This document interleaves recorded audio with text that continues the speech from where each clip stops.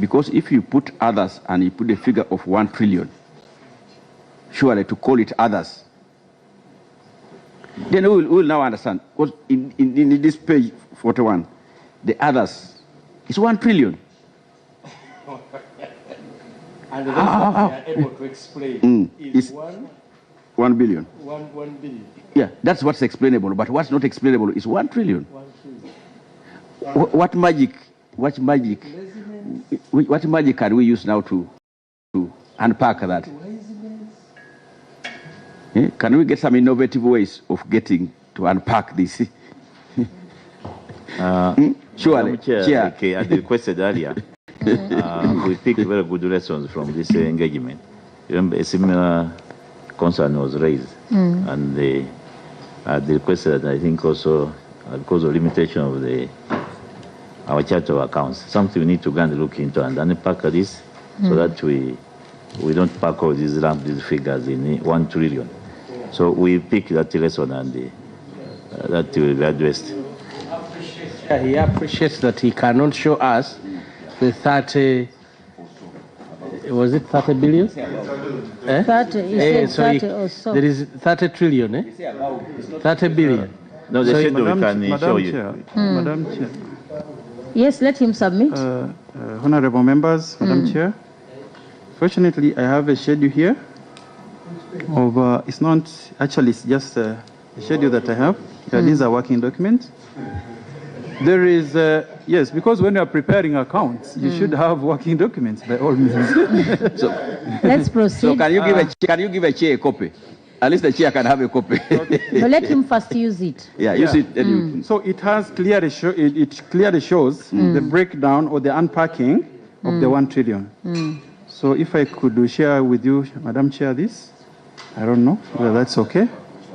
Or we get copies. So how much was recovered from that working document of yours? It is the amount that is recovered is 30 billion 520 360 540.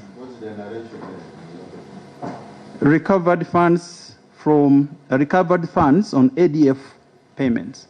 Okay. Yeah, that's what we expected here. So you have the information. Like my director says, really we are taking note of this.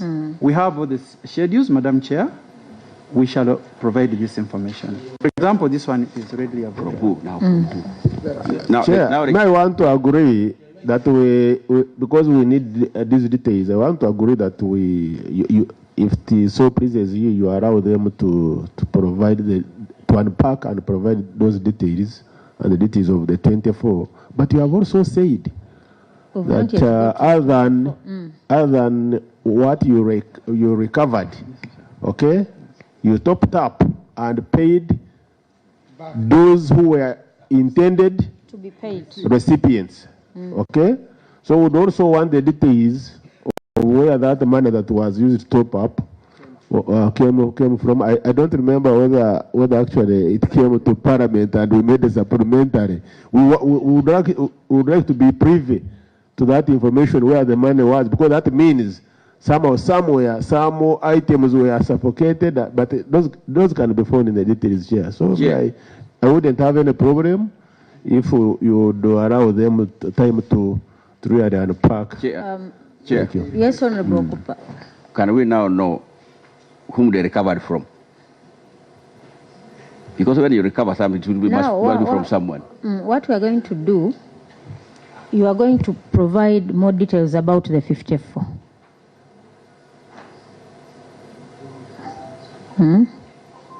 For the benefit of everyone. I don't know whether that comforts us, colleagues. Let them provide more information about the 54. Including my question of whom they recovered from? Yes. Give details to really unpack and give more information about the 54. Now, we go to the 24. The total loss of public funds.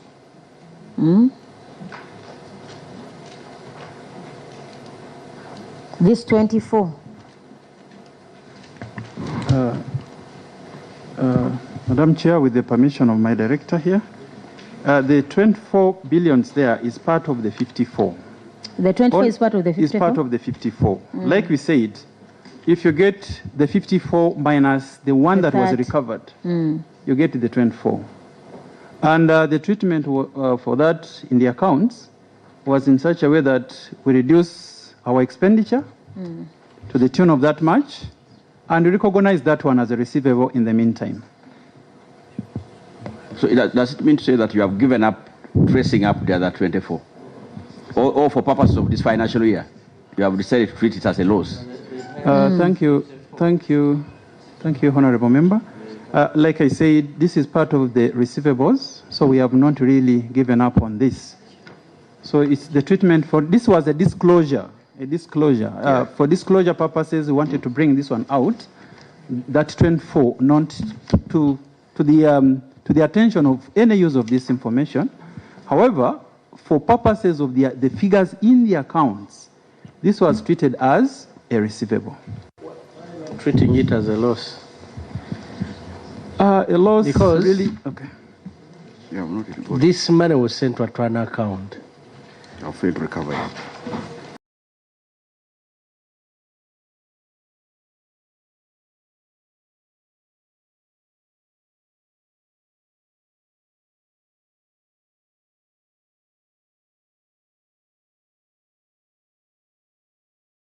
Yes. Is there an agreement with the recipient that money will be paid back? that at this particular point this money will be paid? Maybe I respond to that, yes, Madam Chairperson and the honorable members. First of all, this matter is before court, and why did you disclose it here? yeah. So there are two aspects here. For accounting purposes, we had to recognize this, which my colleague has explained. And it's not that we have lost interest in the 24. That's why it is a receivable. We're expecting it to come. But as we wait for that, we also are aware of the due process. At what point do we declare this as a loss?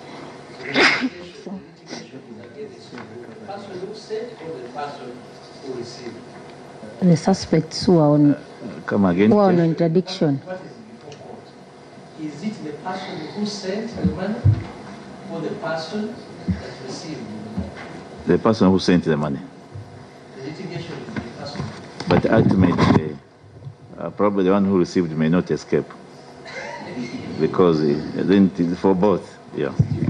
Oh, well, Chair, it looks a complicated matter, but my friend Stephen, I think at an appropriate time, if you decided really to recognize it as a receivable, then at an appropriate time you will be telling us what services or goods you actually supplied or offered, okay, or what kind of obligation the other one has to really qualify it to be termed as what?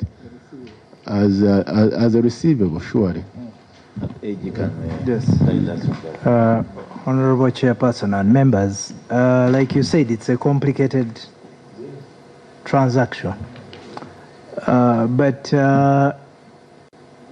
we are also aware that government is moving in the direction of recovery. So beyond the court cases are really administrative, internal to the people who are in office, but not the money. So there is a parallel process of recovery of the money. And at least I'm aware that there is movement in that direction. So until such a point, yeah, that Godfrey, it's okay. I'm hearing that, but just think about it. How receivable is it that it actually qualifies to be under receivables?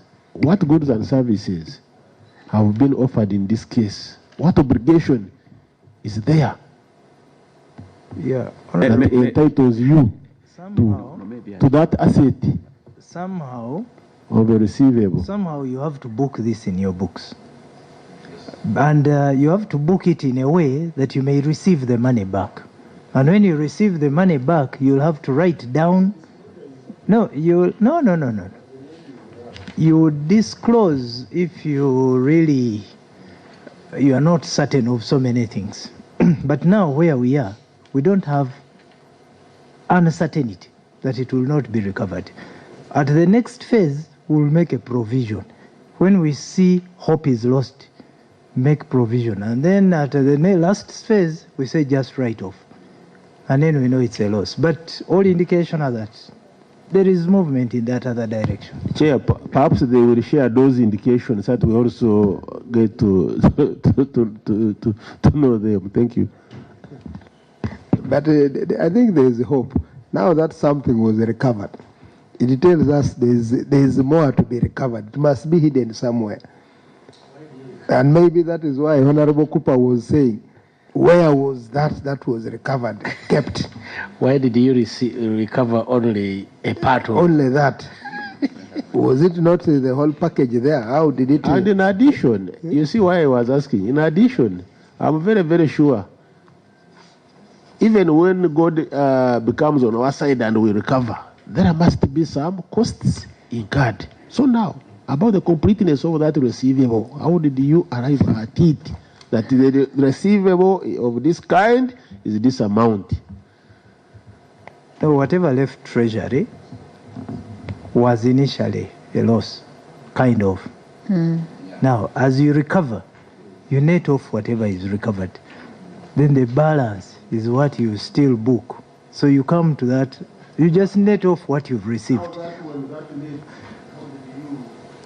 No, what, you see, money came back to the source account. And when it comes back to the source account, we reduce the loss. So whatever is not back remains in the books. As we've requested, we need to get details of the 54. Now, let's go to page 19 of the financials. Comparison between appropriation and cash flow statement.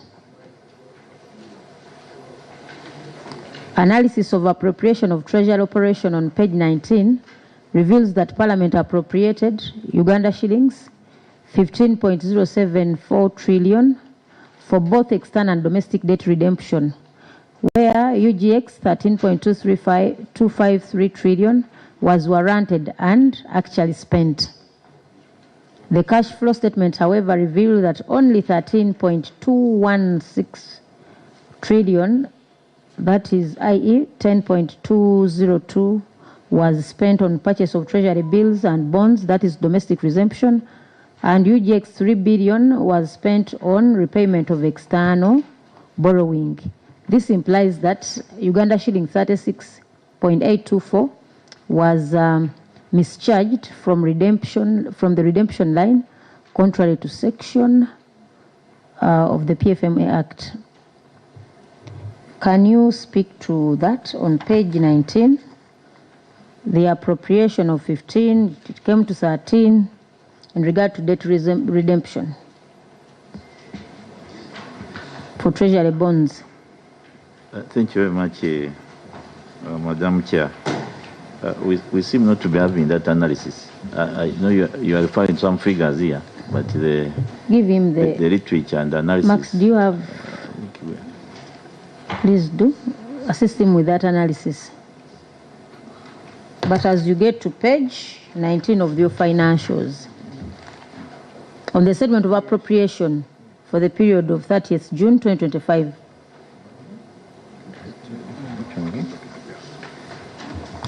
Comparison between appropriation.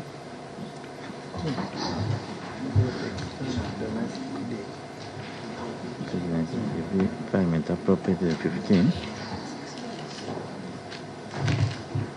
074, which is here.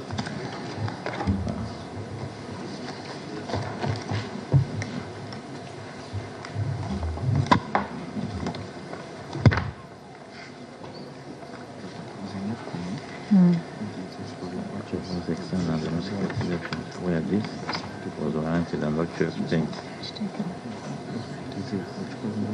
Actual performance. As you look through, Accountant General, what we're going to do, whoever is looking through that, who is in charge of responding to issues of investment? As we proceed with that, as you cross-check with the figures, can you have some of your team respond to issues of investment on 2.3, delayed harmonization of the reporting period of investments, and performance of government investments, so non-declaration of dividends? Assign assign somebody to handle the figures that we've been handling, then we handle the issue of investments, because time is not on our side. Yeah, thank you very much, Madam Chair. My colleagues are handling that reconciliation. On investments, there were two issues here. The issue of absence of evaluation framework and the harmonization of the reporting periods. But also specifically on evaluation, there was a mismatch in what we had reported in the financial statements for vote 130 vis-a-vis the consolidated accounts. So we did that adjustments because we pick our figures from the submissions made from these various state-owned enterprises, which form part of our consolidation. So that was harmonized. Regarding the evaluation framework, that's something I think we need to. Honorable colleagues, there is something we need to pick interest in as we handle consolidated financial statements, is the issue of boards and these state enterprises. There is a very serious challenge there. True. We realized you find a public servant, for example, you find James is on 6 boards. One individual is operating on so many boards. These even if they make profit, these enterprises don't pay dividends. So I don't know whether you are aware of that, but when you look into the consolidated financial statements, that is a very serious issue. So colleagues, I don't know how you find it, but I would request that we handle the issue of investments, because this is about these enterprises, government enterprises. And the details of these government enterprises are in the consolidated financial statements. Why don't we have this one responded to when the PSST is here? Colleagues, we need to handle the issue of boards. There is a very serious conflict of, service. So many things are happening with boards. You cannot find one individual, being a member of board for, close to 5, 6 boards, an individual, one person. But Chair, maybe our legal team should also look at it, because you see there are some acts that we passed here establishing some of these places where we need boards, and they say either PSSST is a member. Like we look at the Uganda National Mining Company, you'll find the PSST should be the chair, the PS of energy. So, and they are such. That's why the legal people should also, as we are preparing for it, should look at it and see, is it because of the creation of those acts that has led to that? And the issue of non-declaration of dividends was a serious one. You have so many enterprises that you fund, but they don't even make profit. Most of them are making losses, but you continue giving them money. So I don't know, but if we can reach a consensus as a committee, we can also have this matter expounded while handling the issue of consolidated financial statements. I don't know how you find it. It's actually there. I want to hear from the Accountant General. Honorable Chairperson, that matter is actually in the consolidated report, the issue of state-owned enterprises. So I think it's in order for us to handle it then. But here I think there was an issue of harmonization of reporting dates. Maybe that he has responded. Okay. He has responded to that. But this issue of dividends, takes us back to the details that were given in the consolidated financial statements. And the issue of these boards, inefficiencies in management of the boards, because all this leads to the issue of dividends non-declaration. Yeah, true. So it's more detailed in the financial statement, in the consolidated financial statement than is here. So if we are in agreement, we also have this matter discussed with the other team. if we can reach a consensus. Then that means we are remaining with the matter that I gave you to handle of appropriation on page 19. Those differences in figures, have we?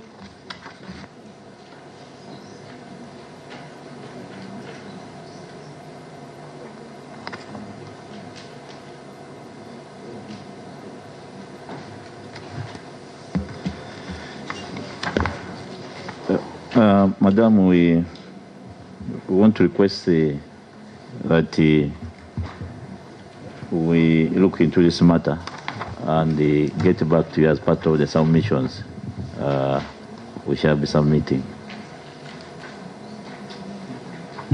Honorable members, are you agreeable to that? Is suggesting that the comparison between appropriation and cash flow statements be also responded to as it comes back.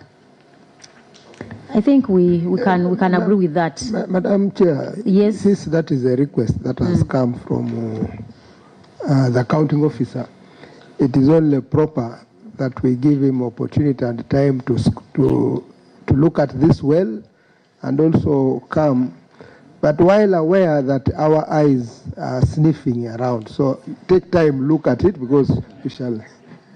Thank you.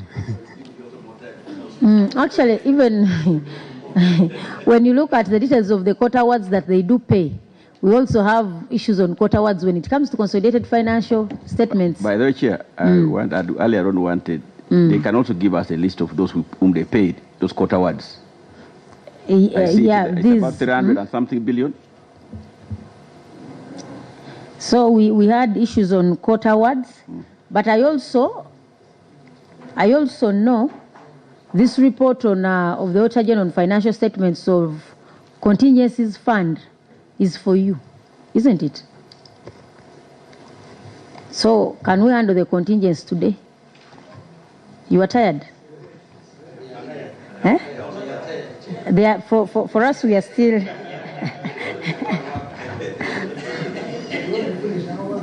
Eh? But they are true. There is contingencies, just two issues. We have the contingency funds held at Post Bank. You give reasons why you held money at Post Bank for that period. Then we have the other issues about the continued underfunding of the contingency fund. Those are the only two issues.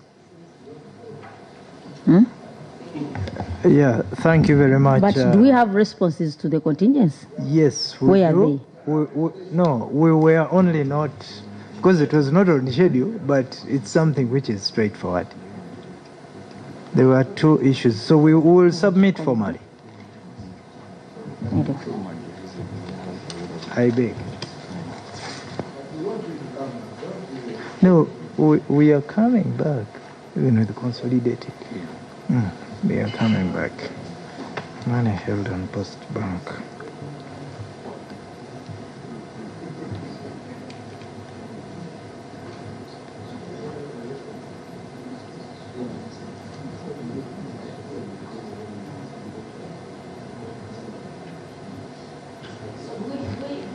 Have responses to the contingencies fund? Did you give response? Not. Not expecting. Actually, have we got the invitation?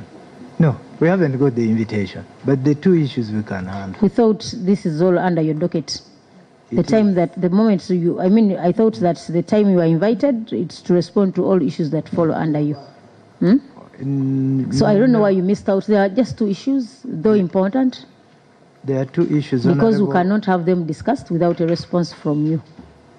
Okay. How do you see, colleagues? Can you discuss a matter that has not been responded to? That is quite irregular. So kindly, as you come back, please make a response to the contingencies fund. Okay. Honorable Choma raised the issue of the payables.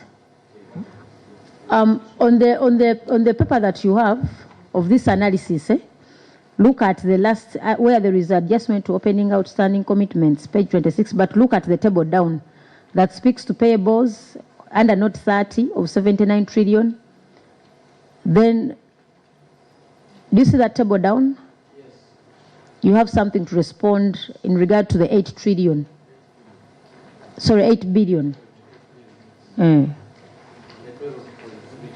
On the payables. Madam Chair, I don't know this, if I can be allowed to talk about this. If you go to, I think, accounts page 49. 49.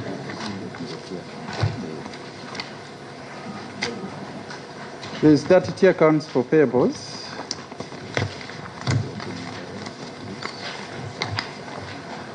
Which is that 49?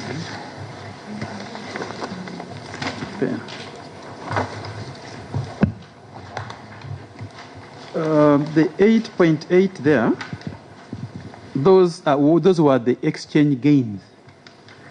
Those were exchange gains, unrealized exchange gains. You see, Madam Chair, when you hold some payables in a different currency, in a currency other than the reporting currency, IS 21 tells us that we are supposed to convert those, the equivalent of those amounts into the reporting currency, which in this case is the Uganda shillings, and at the closing rate. So for ROCO particularly, this is denominated in dollars, and at the closing rate there was an exchange gain of 8.8 something, which has a positive effect on the payables. Hence it reduces on the payables. So, Madam Chair, that's the explanation for the 8.8, which appears on page 49 of the accounts.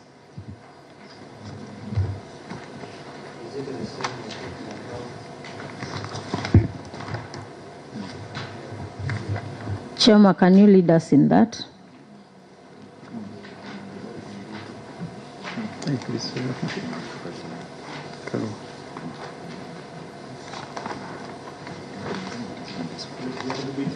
Taking us through how do these exchange gains relate to payables? You could be taking us through.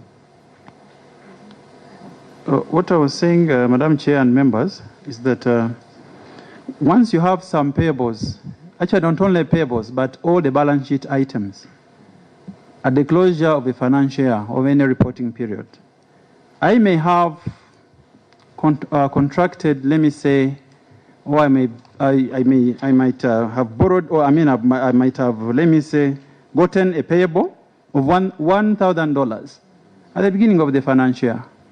The exchange rate as at that time was 3,500. Hence, I recorded my payable in Uganda shillings at a rate of 3.5. I have 3.5 Uganda shillings. If I don't pay, if I don't make payments for those payables, as at the close of the financial year, the exchange rate has gone now to 4,000.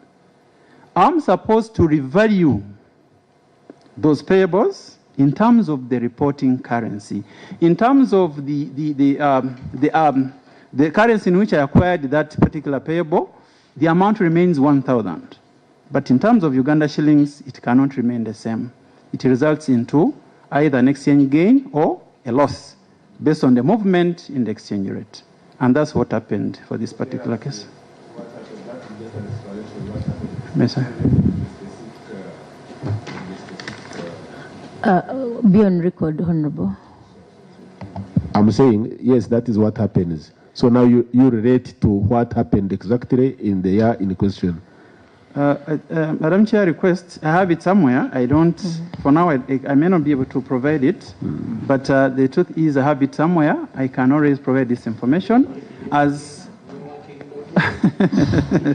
Yeah, but maybe Honorable, the principle is that you have dollar denominated. The principle is accepted. Okay, so you wanted the real and is understood. So we wanted now how you arrived to tailor the principle to the facts contained in the year in question. Schedule, working papers.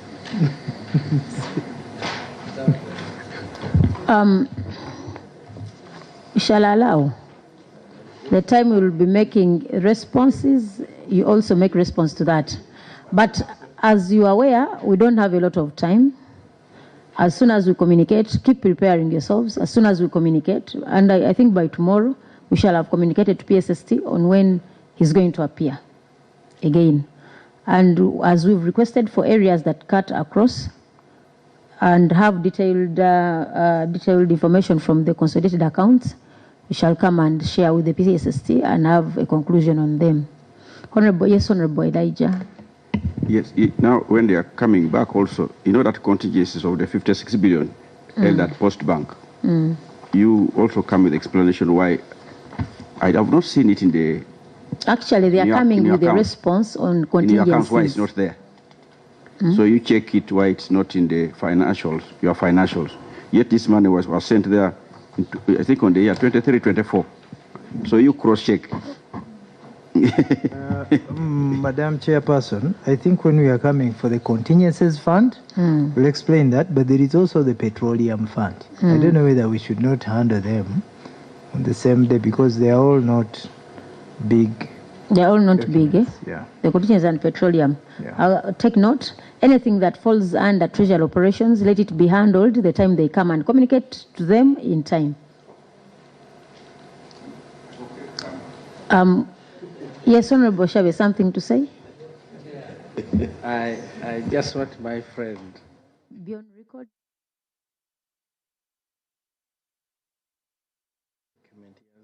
Some Submitted a working document.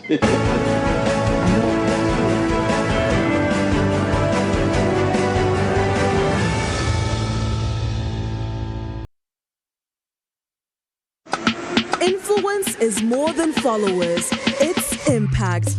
At Next Influencer, we connect brands with the right voices through a thorough vetting and discovery process. We onboard influencers with hands-on workshops that build skills, unlock real opportunities, and fuel professional growth. Brands find the perfect match, influencers get dignified jobs, and audiences experience authentic stories. This is where influence becomes value. Next Influencer. Create, discover, connect, influence.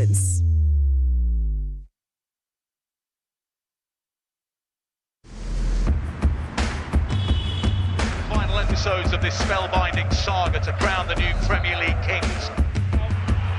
Haaland saved. Ahmadashvili's gone the right way. Big moment.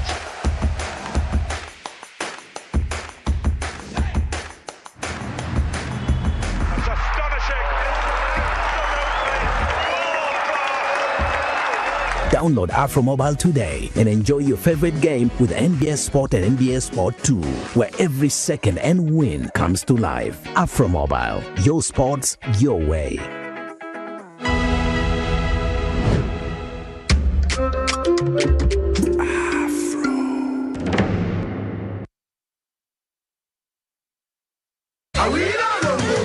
Urban Life Productions and Equisio Pasca na Awilo Longomba live Mulimbarala University in Easter Sunday Otaferwa Reiji Winunwaji VJ Oje Sharks VVD Deepau Truth 256 Sister Charity Nabandi Aribada Nishinje Metware Viri Diraha Gate Nishinje Metware Shatu VIP Metware Tano MSA Gold Million Emwe Eya Platinum Million Shatu Okubukinga Tera Not Mshansh Munani Tano Ikumna Mkaga Chanani Tano Chinana Nina Bahajirwe NBS Sanyuka TV Afro Mobile Mighty Ride.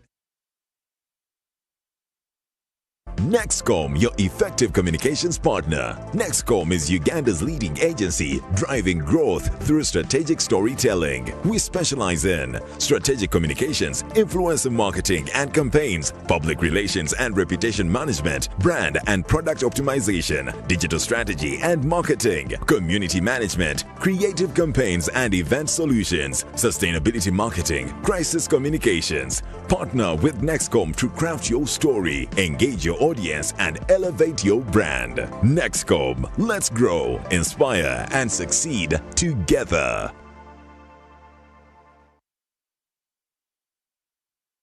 Somchara. Yes, Daddy. You know the children are going back to school and things are a bit tight. For now, why don't you take half of the fees to junior school, and for the school van contribution, we shall pay later. Daddy, Why don't we pay using MTN Momo, where we stand a chance of winning school fees for a whole year and more? By the way, you can also apply for a school fees loan, and also participating schools can win a school van. That's right! Win school fees for a whole year and more. Get Momo goodies and a school van for participating schools. You can also apply for a school fees loan. Simply dial *165*80# or use the Momo app.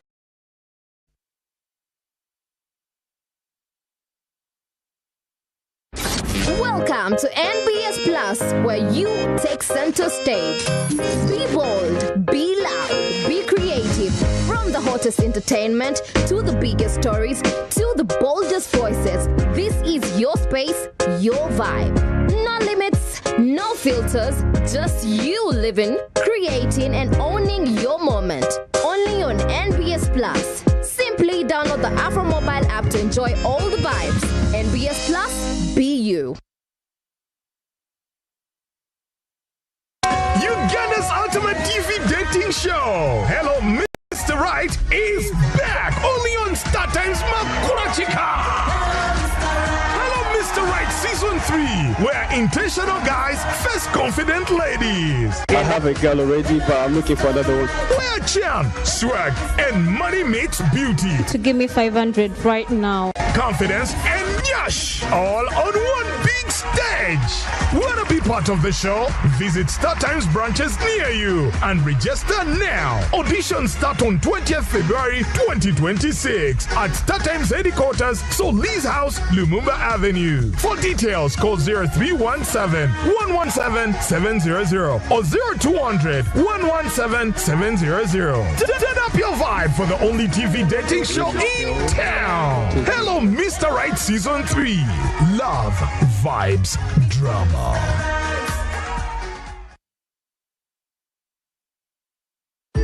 Looking for a household cleaner that truly delivers? Meet Apple, the antibacterial.